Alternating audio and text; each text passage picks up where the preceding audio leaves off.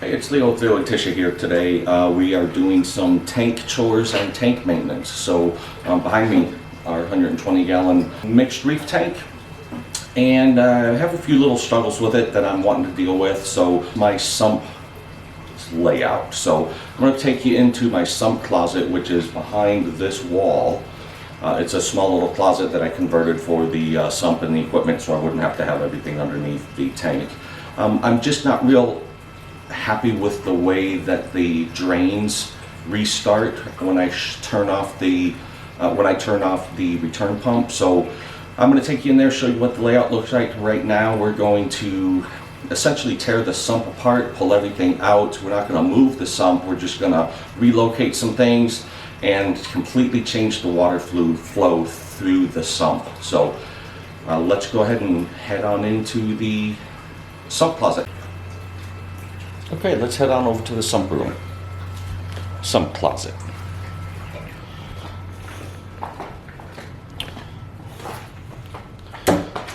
And right behind this door, which actually used to be one of the two coat closets in our home here, we're right off of the entryway, is my sump room. A little bit messy in there, but that's partially why it's hidden in a closet where nobody else can see it but me and but Tish and I. So I'm going to show you what we have in here real quick. Sorry about the lighting. Lighting's a little bit odd in here, but it is what it is. So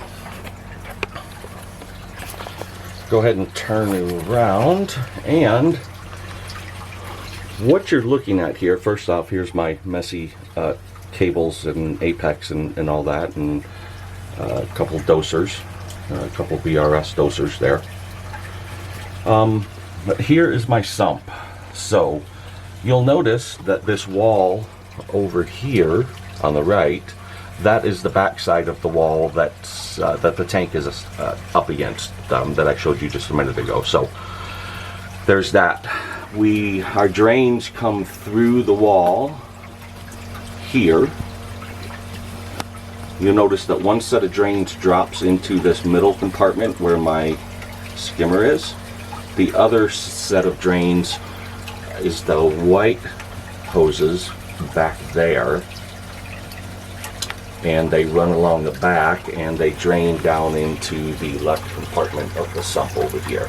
I do not use filter socks. I don't like them. I don't mind particulates floating around in the water. I don't mind having micro bubbles here and there. In my opinion, it doesn't hurt anything, and I'd rather let the pods and brittle stars and all that flow freely through the system. So here's our denitriter. We've talked about that before, and I'll probably do a more detailed video of it at some point in time in the future. Skimmate locker, CO2 scrubber, my returns just kind of lay in here, which I'm going to clean up and make better. The return pump is down in this chamber, as well as my ATO sensors. This is a CJ SDC 9 DC return pump. I really like the pump. I wish it was Apex compatible, but it's not. So that's one of the few devices that we don't control with our Apex. Yeah, that's it. So what we are going to do is we're going to remove the skimmer, the DC pump for the skimmer, the denitriter, the return pump.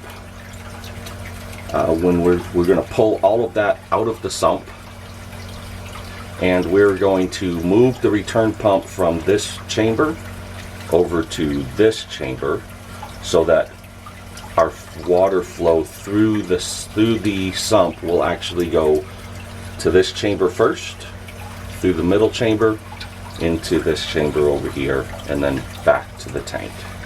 So that's what we're doing today. In addition to a water change, I think we're going to do the sump changeover first, because I want to see how the new layout does when I restart the return pump after it's been turned off for a little while. So that's where we're at. I'll take some pictures and put them in, and we'll oh, the other thing I'm going to do, this right here is a Mazzy injector, our skimmer. We've been running that for probably about a month now, and to be honest with you, I believe that the standard Venturi that comes with the Life Reef actually works better in my particular instance. I know most people say that the Mazzy works a lot better. I'm not seeing that. I'm actually seeing the opposite, so we are going to switch back to the standard Venturi for the Life Reef skimmer and see how that does. So let's take note of what our bubble action looks like in there.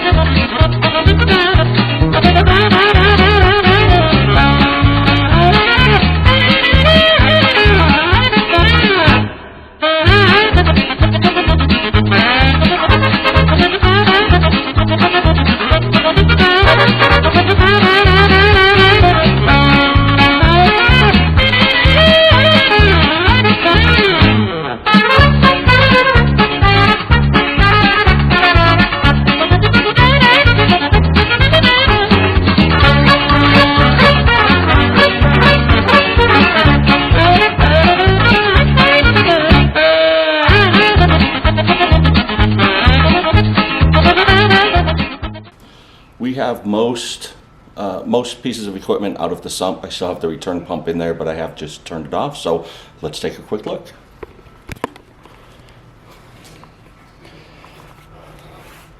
Beach towels. Beach towels are our friend. They protect our floor. So here's a skimmer pump, denitriter. A little bit of water on the concrete floor, but that's fine. We'll wipe that up. And an almost empty sump. So a few little lines still left there. These are the return lines that are causing my problem, that I'm going to cut right about there and drop straight down into this chamber. I'm also going to shorten this little horizontal run here so that it drops straight down into the sump as well. My ATO sensor down there will obviously move over here. My return, which is again still connected, comes up there, runs along here. That's a valve that I run the denitriter off of, through here, through the wall, and back to the tank. So this is all going to remain about the same, although I'm probably going to shorten this run right here and put a 90. I prefer not to have 90s, but the 45s just make it too tight and messy in here, too hard to keep from being messy. So I'm basically going to come here, I'm going to run back across here, across the back of the stairs there, and then down into this chamber where the return pump will be. So that's what we're doing next. We'll get a few more pictures and be back. Okay, so I have finished up the plumbing on the return and the return pump and the drains for the tank. So let's go in and see how it looks and do the first turn up and hope we don't start a fountain.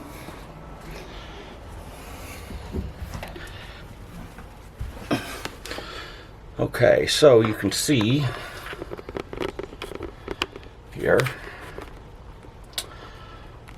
looks a little bit different. So like I was saying, here's the return pump over here, comes up, goes across, makes a 90-degree turn back there, which I'm not overly thrilled about. However, I was able to keep the 45 there and not have to turn that into a 90, so that helps a little bit.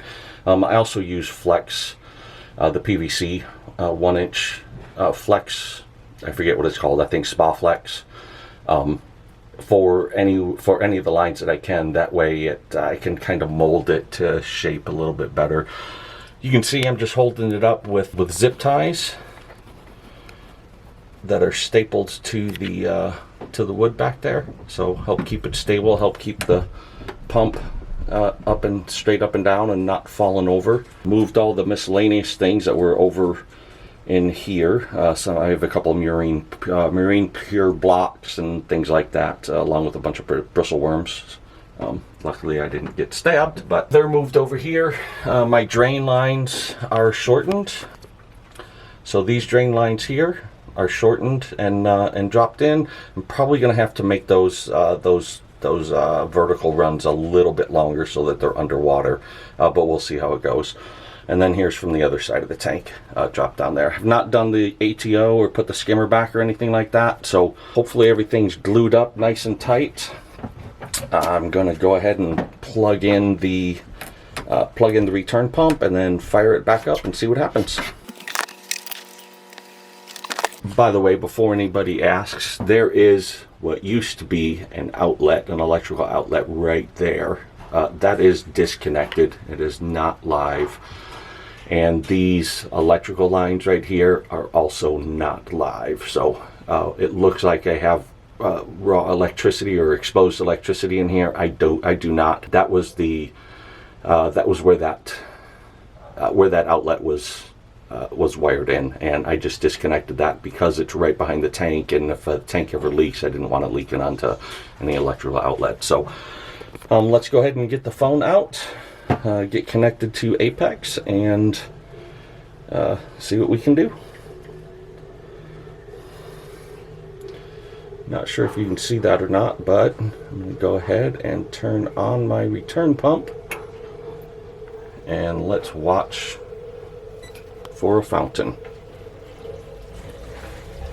Alright, we've got water flowing. Let's make sure this valve is opened all the way, and it is. So far I'm not seeing any leaks. Water level is going down in the sump, so that's a good sign.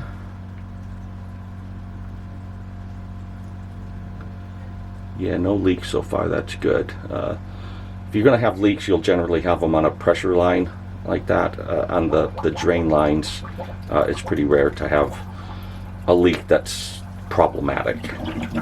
So we can see that the drains are starting there.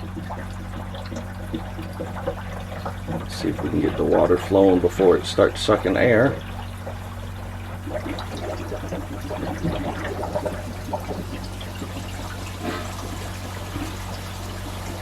Alright, yep, we're getting some good flow through the sump. You can see all the junk that needs to come out of there.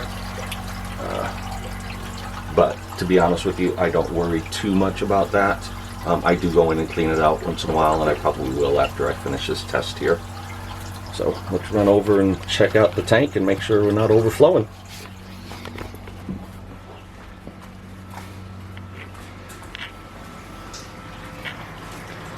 Whew, all that junk. Alright, our levels look pretty good. Go ahead and take a look down into the drain there.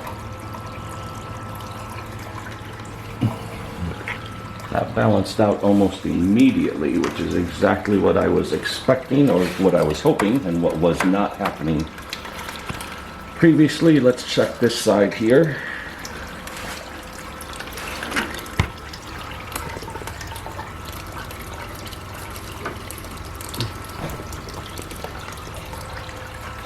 Look at that.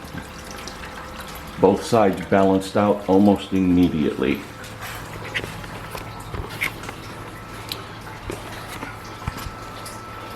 That's how that should happen.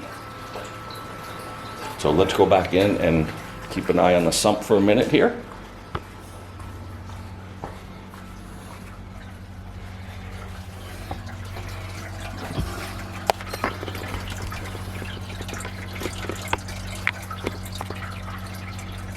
Okay, so no leaks.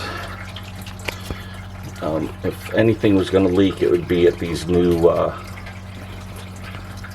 guys that I put in, which is right there.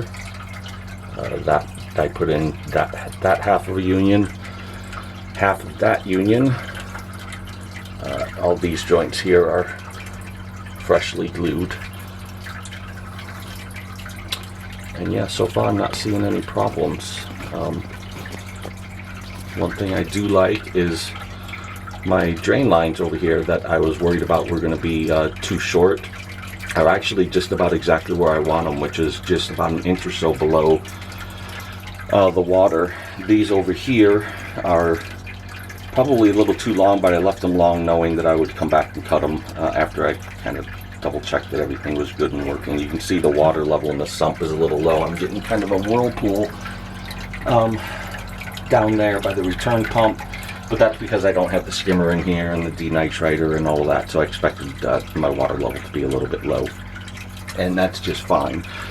So what I'm going to do is just kind of let this run, turn the heater and stuff back on, let the tank come back up to temperature because it is kind of cold right now here in Georgia. For us it's cold, and the temp has probably dropped a little bit. Yeah, it's dropped about a degree or so. So I'm going to go ahead and turn the heater back on, leave the return pump running for a while, and just kind of let the tank stable back out, let stuff settle out, make sure the fish are all good, let the temperature come back up, and then we will proceed with our water change. Okay, so we are back in the sump room. I've got everything put back together here. I'm going to do a quick little run through. Skimmer's up and running, denitriter's up and running. I've stopped and started the return pump a couple times. Everything balances out very quickly. Got our, basically got everything hooked back up here. So let me turn you around. And, okay, so there we go. Back up here a little bit. So everything running good.